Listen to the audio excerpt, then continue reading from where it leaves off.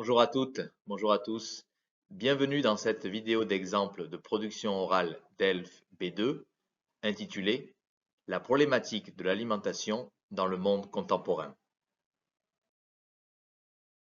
Voici le document déclencheur sur lequel vous êtes amené à travailler pour ce sujet. Je vais le lire et au fur et à mesure, essayez de souligner les mots-clés qui vont vous aider ensuite à dégager la problématique. Le document s'intitule Inégalité alimentaire, le défi mondial du XXIe siècle. Il a été publié par BF dans le journal Notre belle planète le 12 octobre 2024. Je commence la lecture. Alors que la production agricole mondiale n'a jamais été aussi prolifique, le paradoxe persiste. Près d'1 milliard de personnes souffrent de la faim, tandis que d'autres pays font face à des crises d'obésité. À cette fracture alimentaire s'ajoute l'impact environnemental de l'agriculture intensive, responsable de la déforestation, de l'épuisement des sols et d'émissions massives de gaz à effet de serre. Des régions riches en ressources souffrent d'une mauvaise répartition, tandis que le gaspillage alimentaire atteint des niveaux records, notamment dans les pays industrialisés. Les sécheresses et inondations exacerbées par le changement climatique rendent les systèmes alimentaires encore plus vulnérables, particulièrement dans les pays en développement. Dans ce contexte, comment nourrir une population mondiale croissante tout en réduisant la pression sur les écosystèmes? Des solutions émergent, telles que l'agriculture durable, la réduction du gaspillage alimentaire ou encore les régimes alimentaires plus sains et moins gourmands en ressources. De nombreuses initiatives locales, comme l'agroécologie en Afrique ou les fermes verticales dans les villes, montrent qu'il est possible d'allier sécurité alimentaire et respect de l'environnement. Reste à savoir si ces efforts seront suffisants pour répondre à ce défi global. Ici commence donc l'exemple que je vous propose avec l'introduction. Face à la problématique alimentaire mondiale, où coexistent insécurité alimentaire, suralimentation, gaspillage et impacts environnementaux, il est impératif de trouver des solutions pour assurer une alimentation plus équitable, durable et saine. La population mondiale croissante et les défis du changement climatique renforcent la nécessité de repenser nos systèmes alimentaires. Pour traiter ce sujet, nous analyserons en détail dans un premier temps les causes, les différentes causes de cette situation alimentaire préoccupante. Dans un second temps, nous tâcherons de proposer quelques solutions capables d'assurer une sécurité alimentaire pour tous dans le futur. Présentation de la première partie. Tout d'abord, nous allons donc nous pencher sur les différentes causes qui fragilisent la sécurité alimentaire de plusieurs régions du globe. La situation alimentaire mondiale est à la fois complexe et alarmante, préoccupante.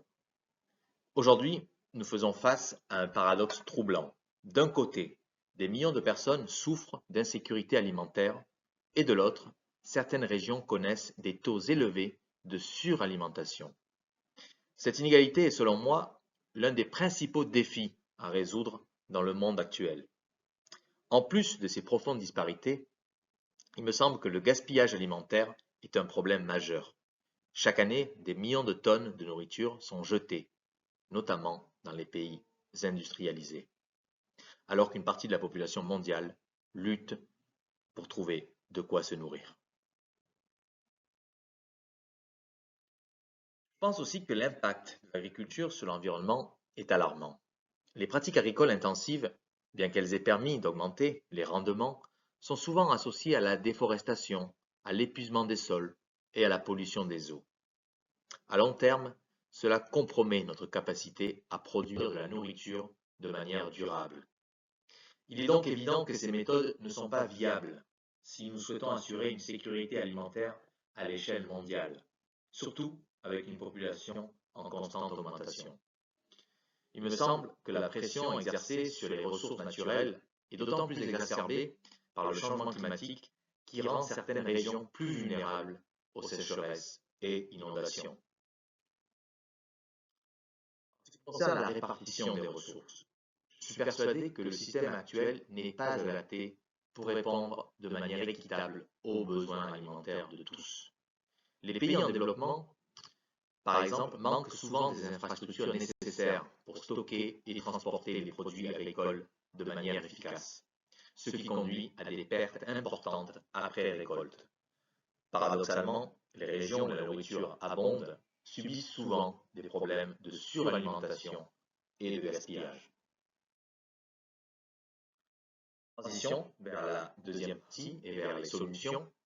Ce contraste, à mon avis, souligne la nécessité d'une transformation de nos systèmes alimentaires.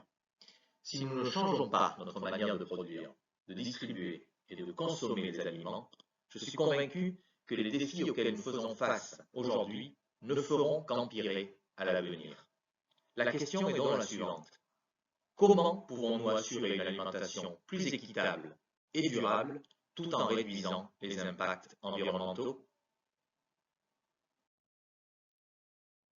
Je pense qu'il existe plusieurs pistes de solutions qui, si elles sont mises en œuvre de manière coordonnée, peuvent contribuer à résoudre ces problèmes alimentaires mondiaux.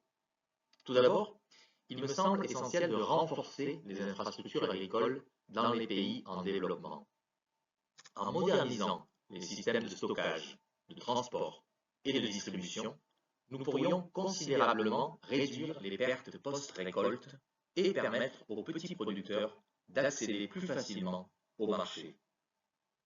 À mon avis, le programme Farm to Market Alliance au Kenya est un excellent exemple de ce que nous devrions faire.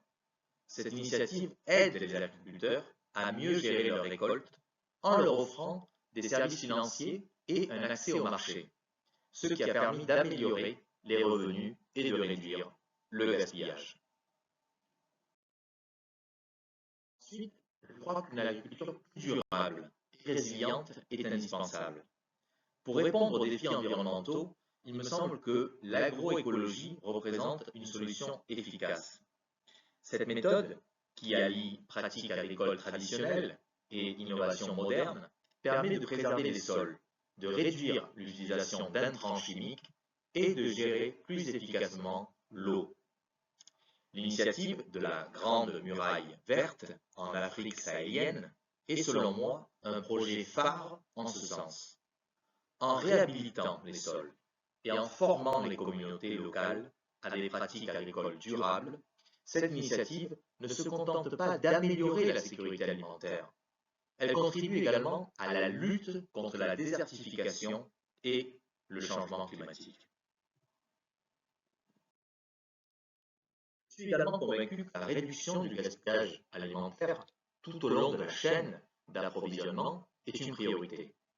À mon avis, il est indispensable d'agir à tous les niveaux, de la production à la consommation. Par exemple, la loi française, adoptée en 2016, qui oblige les supermarchés à redistribuer leurs invendus alimentaires aux associations caritatives, est un modèle à suivre. Ce type de mesure permet non seulement de récupérer des milliers de tonnes de nourriture chaque année, mais aussi d'améliorer l'aide aux plus démunis. De plus, des startups comme Too Good To Go montrent qu'il est possible d'innover en permettant aux consommateurs d'acheter à prix réduit des invendus de restaurants et commerces, ce qui réduit le gaspillage tout en rendant l'alimentation plus accessible. Il me semble aussi que l'adoption de régimes alimentaires plus sains et durables est une solution qui ne doit pas être négligée. Je suis convaincu qu'un changement de nos habitudes alimentaires pourrait avoir un impact significatif, non seulement sur l'environnement, mais aussi sur la santé publique. Par exemple, le rapport de la commission Eat Lancet recommande de consommer davantage de produits végétaux pour réduire les maladies chroniques et l'impact environnemental lié à la production de viande. Selon mon point de vue, les gouvernements doivent encourager ces régimes par des politiques publiques et des campagnes de sensibilisation. Je pense aussi que l'éducation nutritionnelle dans les écoles est cruciale. Au Brésil, des programmes scolaires encouragent déjà les enfants à consommer plus de fruits et légumes et à réduire les aliments transformés, ce qui est un pas dans la bonne direction.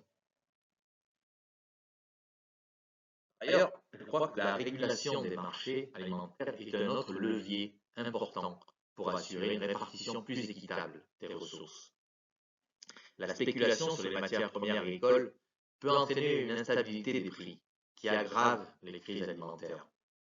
Selon moi, il est nécessaire que les gouvernements et les institutions gouvernementales et internationales interviennent pour garantir une plus grande transparence et éviter que les fluctuations des prix ne créent davantage d'insécurité alimentaire. Je suis persuadé que des initiatives comme celle du G20, qui vise à améliorer la transparence des marchés agricoles, sont essentielles. Enfin, il me semble que l'innovation technologique peut grandement contribuer à améliorer l'efficacité agricole, tout en réduisant l'empreinte environnementale. L'utilisation de technologies comme les capteurs connectés, les drones ou l'intelligence artificielle permet d'optimiser la gestion des ressources et de rendre les pratiques agricoles plus durables. Par exemple, en Israël, les systèmes d'irrigation goutte à goutte ont prouvé qu'il était possible d'augmenter les rendements tout en économisant l'eau. Je crois aussi que les fermes verticales et l'agriculture urbaine offrent des solutions innovantes pour produire des aliments localement, réduisant ainsi les coûts de transport et l'impact environnemental. En conclusion, je suis convaincu que les problèmes alimentaires mondiaux, bien qu'ils soient complexes, peuvent être surmontés grâce à une combinaison de solutions globales et locales. À mon avis, il est essentiel d'améliorer les infrastructures agricoles, de promouvoir des pratiques plus durables, de lutter contre le gaspillage alimentaire et d'encourager des régimes plus sains. De plus, je pense que la régulation des marchés alimentaires et l'utilisation des technologies modernes joueront un rôle clé pour assurer une alimentation plus équitable et respectueuse de l'environnement. Je suis persuadé que si nous agissons de manière coordonnée, nous pourrons relever les défis alimentaires auxquels nous sommes confrontés et assurer une sécurité alimentaire pour tous dans le futur. J'espère que cet exemple vous servira dans votre préparation du DELF B2.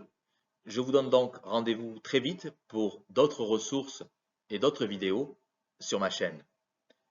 Bonne chance, bon courage à tous et à très bientôt. Au revoir.